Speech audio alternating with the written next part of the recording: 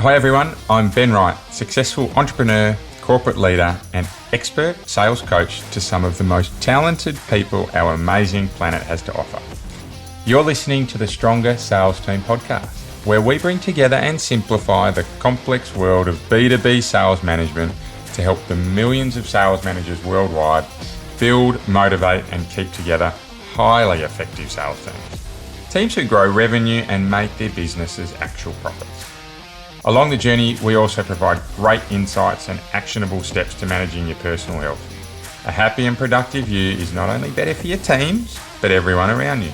So if you're an ambitious sales leader who wants to build the highest performing and engaged teams, Stronger Sales Teams is right where you need to be. Welcome back to Stronger Sales Teams, the place where we provide real-world and practical advice to help you develop your superpowered B2B sales teams. Today's a big podcast. It's the final in the series of the 4 key habits that we've been talking through for the last 6 weeks or so. If you haven't been through these yet, jump back to episodes 9, 11, 12, 13, 15 and 16, or even better, episodes 9 through to 16, and you'll see there's a great series around the 4 key habits that really build successful sales leaders. Before we get into it though, I'll quickly recap just so you can get that real top line headspace again around what we've gone through. So we've looked in depth at the 4 key habits that really consistently drive the success of sales leaders. Number 1 was a sales process, a consistent and repeatable, easy to implement sales process. Number 2 was focusing on 4 key levers for peak performance. So we called that the team step model. So peak performance is a product of strategy, talent, and energy out of teams. Number 3 was the 3-box model, a really simple measurement metrics that allows us to measure our teams without them feeling overburdened by too many sales metrics and dashboards. Number 4 was a long-term focus on training. So that was particularly focused on coaching and accountability and making sure that we are sharing information across teams.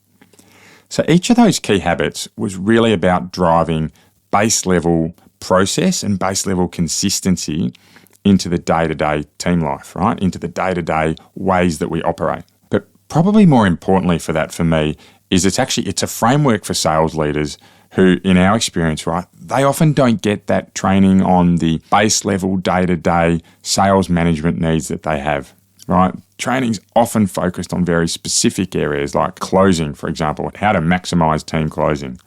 And for me, these 4 habits, they're actually fantastic ways for sales leaders to approach running their teams on a day-to-day basis, right? Which is why they're so impactful, particularly for leaders that are still trying to find their way of operating with their teams.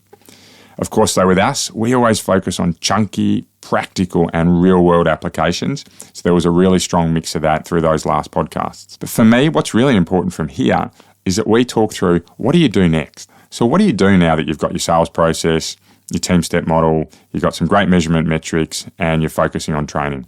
Right? Today, we're going to run through some of those key action items that you need to take from this podcast series, and then I'll also jump in around what you can expect to see around results. And we'll focus less so on your metrics and your sales results because they're pretty obvious.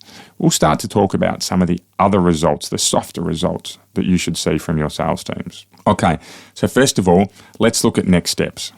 Let's look at what do you need to do to roll out everything that you've listened to and learned through this podcast series. So the first thing I'd suggest is download the free resources that we have out on our website, right? You can DM me resources and we'll make sure we get back to you with all of them, or just jump online and you'll be able to download themselves. They'll help guide you through all of this.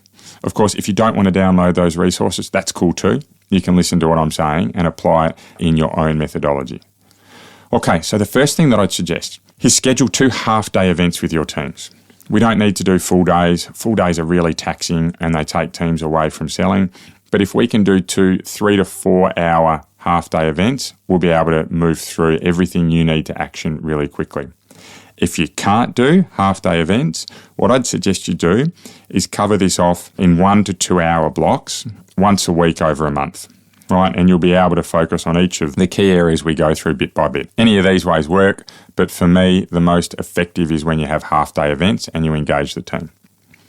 So, first one's about building a sales process. That's what we want to focus on first. Again, note the resource for building an effective sales process is there to help you, but also we'll talk through it now. So, first thing we need to do is get a team's buy-in, right? So, get the team into the meeting and start talking about what the sales process is. Use the template or use another template if you have it, and make sure you get the stages of each of the sales process steps right. Okay, so the first thing to focus on in your sales process development is about getting the stages right. Everything from lead generation through to your post-sale key account management, right? Get them done first. Then step down a level, right? And look at the key activities. So what do you need to achieve in your lead generation stage, right? Who should we be targeting? What segments should we be targeting, right? How do we go about it? Next step, once you've done that for each of the stages, is look at the metrics and the KPIs that need to be measured or employed or even deployed to get this right? So if it's lead generation and the customers we're going to visit, your metric might be number of leads that a salesperson needs to generate a month, or number of leads that your marketing team need to generate a month, right? And then last but not least, once we've got the stages right, the key activities and the metrics, just put in there the systems that you need to use and employ to be able to get this right. Right, so once you've done that and we have agreement and it's written up on a whiteboard or use an online notepad or something similar, right, the next step is to agree on the rules of engagement, right? How will you as a team enact and deploy this sales process, right? So it's all about how you talk to each other. It's all about timings. It's all about application, how you work with customers. Really, really important that everyone knows their team rules of engagement, right? And then once you've got that done, I'd love to see it plastered on walls, backgrounds of computers, in weekly meetings, everywhere you possibly can, that your sales process and rules of engagement are visible. Make them a system symbol and a norm in your business and watch buy-in increase. If you want to send them to me and get some advice on how you've gone with them, flick them across, right? Love to see them. Okay, so you've got your sales process built. That's your first step. The second step is to build your team playbook. So I'd recommend you use the team step model that we've gone through. So that model is called How to Build a High-Performing Team That Actually Delivers. So jump online and find that if you want to use that as a template. Again, if not, use your own template. But the key message here is to get a playbook out for your team. So how I'd recommend you do it is pick the key areas from that team step model. So pick strategy, talent, and energy from that model and aim to focus on 5 to 7 per area. Right? If you focus on that number first, it's chunky enough that the team can get into it and see some improvements, but it's not too much that you have overwhelm. Right? Ideate, delegate, agree on outcomes, right? And make sure that the outcomes you're agreeing on are using in particular your sales process, right? The KPIs that came from your sales process as a guide. But use that session to build out your playbook about areas that you know you will leverage, so strengths. So, for example, the products that you have being more technically superior to a competitor, right? So then take that and work out how do we leverage that more heavily in the market. Right. Another example of an area you might be good at is that your team's ability to build relationships is very strong. So how do we take that ability to build relationships and roll it out so that we capitalize on it throughout the rest of our business? Right. So they're the areas you might look at and say, hey, we're successful, we're strong in these areas, but also look at areas you need to get better at. So an example here might be, well, we're fantastic at building relationships. We have a huge active pipeline, but we're not closing enough business. Our close rates are low, right? So for example, an outcome out of that might be, well, actually, we're not losing them on price. The deals are staying in inertia. So how do we build some more compelling reasons for our customers to move forward and make a decision, yes, no, on our projects, right? Or it might extend to, are we dealing with the right customer base, right? It might help us to understand that, hey, there's actually areas of our business that are far more engaged, customers that are far more engaged with what we're putting out there. So we're going to focus on those, right? So as you step through each of those 3 areas, you should be able to see those that you're strong at, those that you're comparatively weaker at, and where you want to put your focus. So pull all that together, and as I said, ideate and delegate out to teams with action items, and then put it into your playbook template. Side note, if coming through that process you can't get meaningful action items out of it, then you've either got a team that's too junior, right, and needs training to get to that point, in which you take a slightly different path, or you have the wrong people on the bus. So in either of those, I'd recommend you contact me and we can talk through what you do. But certainly for most sales leaders, going through that second step of building a playbook should work. Right, so number one was get your sales process done. You're probably going to do that in your first half day, and you might then start on your team step playbook or adjourn and come back on your second half day to do the second step, which is building out your playbook. Number three is to build out your 3-box model, right? So again, resources available on that. But once you have your sales process right and your team step model nailed, what you want to be doing next is building your metrics. Right, everyone set the process, everyone set the strategic areas that you want to be playing in, right? Next part, get some metrics out there, get your 3-box model done for the whole team and then broken down by individuals so that you know exactly what you have to achieve and how you're going to measure it. I'd suggest you add that into your playbook and probably add your budgets in there as well, because they'll all go hand in hand, and really your 3-box model, certainly the box on the right, a reminder of 3 boxes. There's number of meetings on the left, size of active pipeline in the middle, and sales results achieved on the right. That sales result number achieved on the right, you should be making sure that's cross-referencing against your budgets. So once you've done all of that for your 3-box model, please make sure you're setting up your CRM reports to measure those 3-box metrics. Really important, right, that you are making sure that your systems, your symbols, and your norms, right, are actually lining up with what you're building out in strategies. So, number one, get your sales process right. Number two, build your playbook. Importantly, find your model you're going to use to build that. Number three is get your 3-box model out, right? Get your metrics out nice and focused so that your team stays engaged. Number four is to build out a training program. Again, resources available on this if you need some help. But if you want to break that down into something really simple, set up your calendar times, your lengths of your training, your people involved, your rules of engagement of training and how you're going to go about it. Then poll your team and other functions, ask them questions about what they want to be trained on. Set it up according to your sales, technical and business skills. That was in our last podcast, episode 16, if you need to go through that again. And then start the program.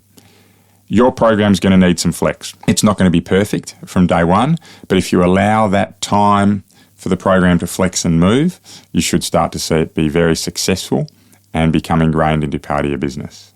All right, so that's your game plan. Setting up your sales process, building out your team step playbook, setting up your 3-box model metrics, and your training program. So you should be able to nail all of the above in a month.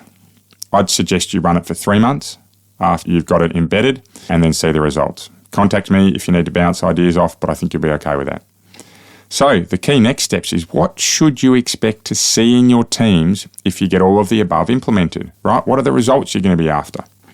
Clearly the end game's more sales. These will come, right? If you're doing this right, I have never seen a sales team not significantly improve their sales results if they follow this effectively. Most of the teams I've worked with will experience a doubling of their business within timeframes of 3 to 18 months. So, what are the early stage signs of life that this is working?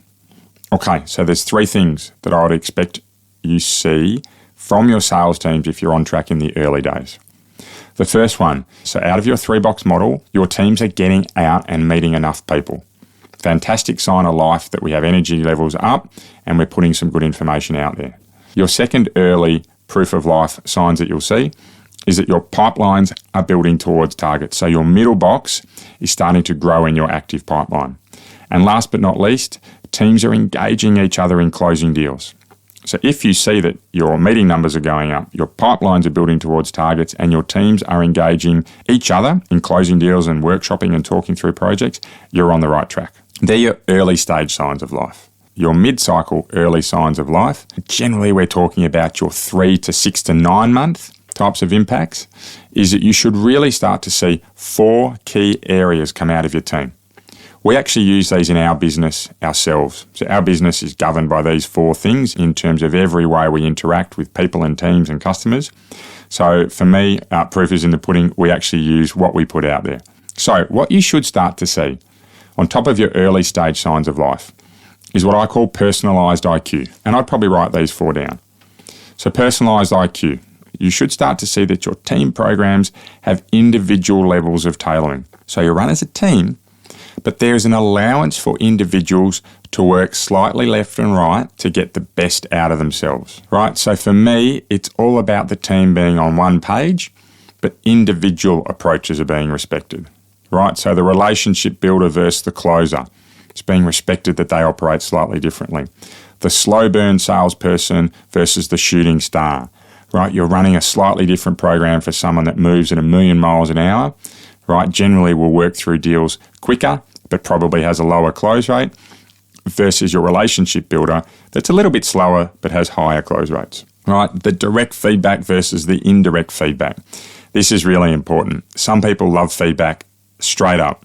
Others like for you to be a little bit more sensitive about how you direct that feedback and about how you communicate that feedback, right? And last but not least, that public vocal type of person versus who I call a silent assassin. They are often so powerful. People who won't contribute as much in meetings, but they have so much good stuff to say. So making sure that you have some personalised IQ within your program will allow each of these types of operators to shine. So essentially what I'm saying is your team will accept and embrace a bit of diversity, as will you, and see that their performance is a sum of many parts. So that's personalised IQ, number one. Number two, transparent accountability. So expect gaming of the system to slow. So salespeople really tweaking numbers to be to their benefit and seeing CRM results that you know just aren't quite right. Expect that type of behaviour to slow, because we have a team that understands they fail or succeed together, right? It's a safe place to ideate and learn, and everyone is openly accountable together. So you should also see things like the hiding of results to slow down, right? The team start to really support members who are behind, right? There'll be openness in discussing sales numbers, openness in discussing challenges. Teams will play the ball, not the man. So what I mean by that is they'll talk about the issue rather than the individual at the heart of the issue, and together work through solutions. So winning and losing projects gives you equal opportunities to grow. So teams that are great at transparent accountability will actually look at both deals they win and lose to see how they can get better. And last but not least, on transparent accountability, we've spoken about that safe place to fail, but also expect that hitting deadlines improves. The team starts to hit what their target deadlines are more consistently. So that's not necessarily sales numbers, but that's deadlines that they have. They'll start to become recognised as more important. Okay, so mid-cycle, we've got personalised IQ and transparent accountability starting to occur. The third or the fourth area is your data-driven analysis should improve. So teams will be ready for your one-to-ones. They'll come to the one-to-ones engaged, right? Particularly if you're using the 3-box model, because their preparation is so simple. CRM hygiene should improve, right? You should start to see people actually logging more of their activities, right? Teams should embrace being measured by the 3-box metrics. It's consistent, it's certain, and I remember in particular working with a salesperson. I actually worked directly with a salesperson in this instance, and they were so overwhelmed by all their metrics that they really battled to attend one-to-ones. So what I recommended with that sales leader for this salesperson was that they use this 3-box model to give them some certainty in what they had to measure. I couldn't believe the change in this person.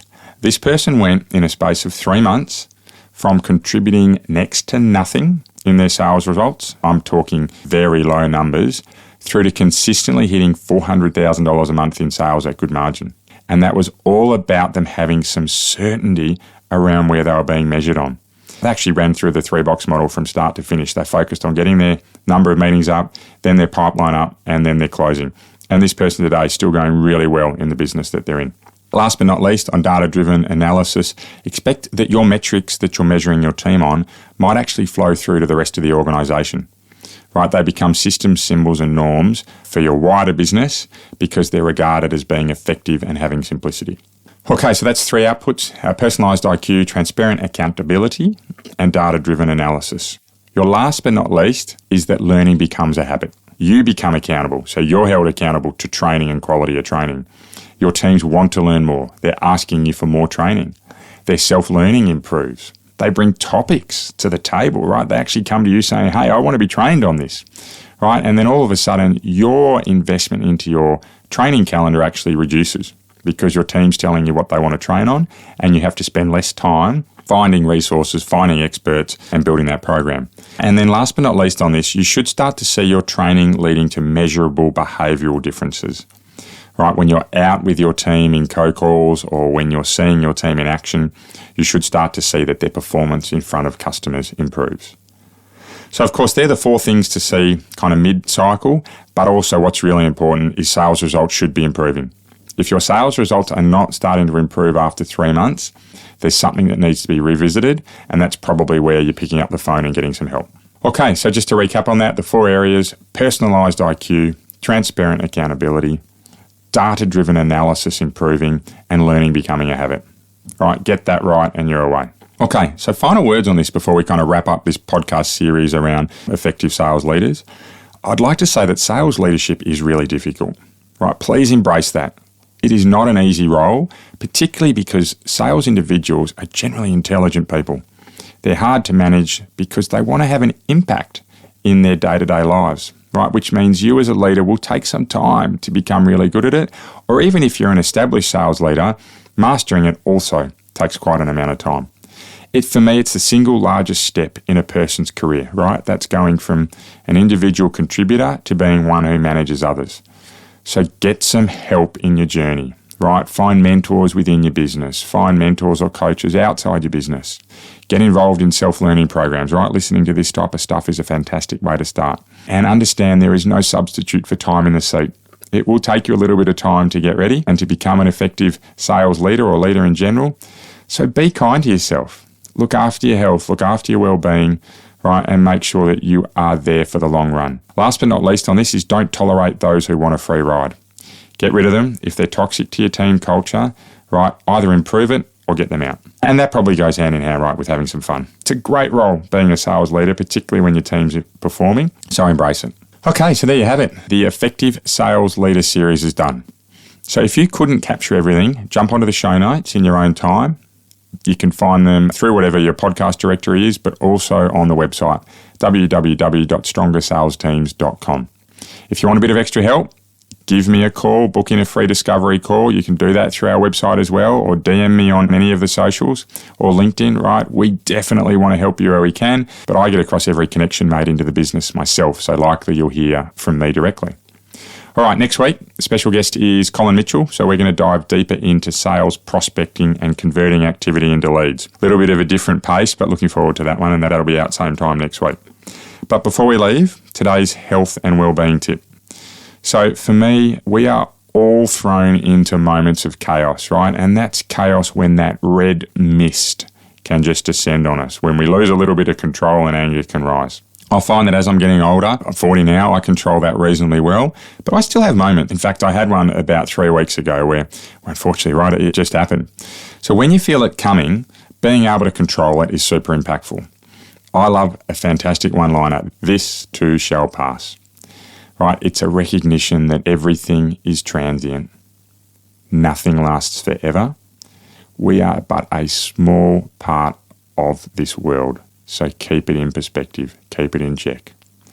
This too shall pass. It works on good things, keeping your responses tempered, but also on bad things when things are not going well. Have a go at it. Try and stop yourself, catch yourself in the moment, and let me know how you go. But until next time, keep living in a world of possibility, and you'll be amazed by what you can achieve.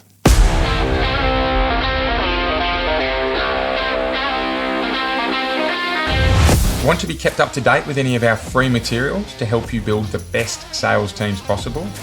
Well, the easiest way you can do so is to follow us on your favourite social media channel. We're at Stronger Sales Teams on most of them, and if you DM us Stronger, we'll send you right back some great resources to help you build your superpowered sales team. If you'd like a little more help, please get in touch directly and book a free discovery call with me. I run a limited number of these sessions and they're free for my podcast listeners. I'd love to help you out. Until then, see you next week for another podcast of Stronger Sales Teams.